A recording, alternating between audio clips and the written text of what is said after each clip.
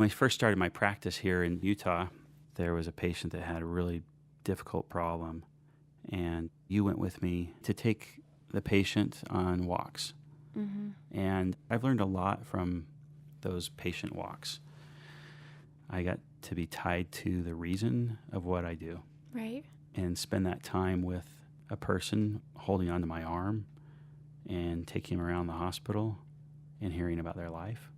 Yeah. And so I think one of the greatest things I've learned in medicine is to listen. I remember one time you called me. You were at a patient's house. The patient was at the hospital.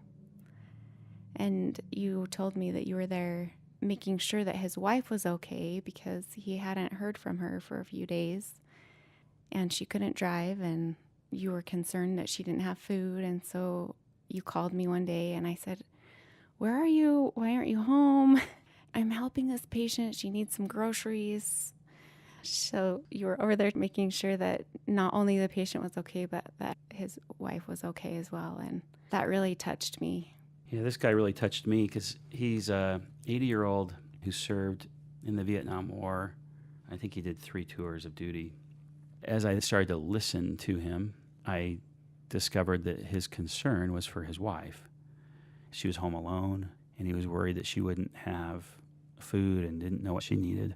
And so we tried to call her, but she didn't answer. And I could tell this was really disturbing to him. It wasn't allowing him to continue with his care.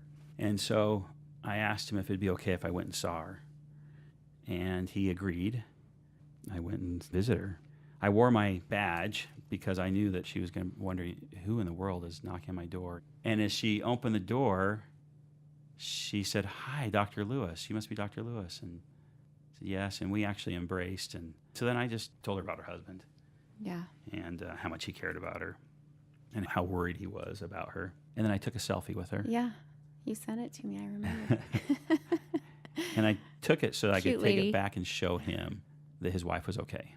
It had a remarkable effect on him because something that mattered so much to him mattered to me. Yeah. And then we were really on a team together. It not only affected my patient, but affected all of the other people that were helping him. Everybody started being really engaged in who he was.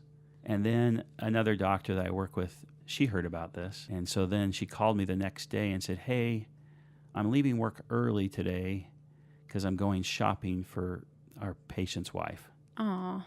So she then went and did a visit and shopped for her and found the particular food items that she Yeah. wanted. And so it was amazing how it just caught fire Right. amongst others. Yeah. Those good deeds snowball, don't they? Yeah. When people see somebody doing good, they are impacted by that and they want to do good themselves. Yeah. Why does it make a difference in patient care to know the stories of the people that you are caring for? I think that's really important to recognize the humanity in everybody, no matter their situation, no matter their background. By remaining curious about people and about their lives and about their circumstance, I think it helps to allow us to listen and to learn. And then from that spark creates a flame of empathy. And if we operate from a space of empathy, I think we give far better care and more appropriate care than we ever could otherwise. That's one of the most important lessons I've learned is just to remain curious, to allow that spark to grow.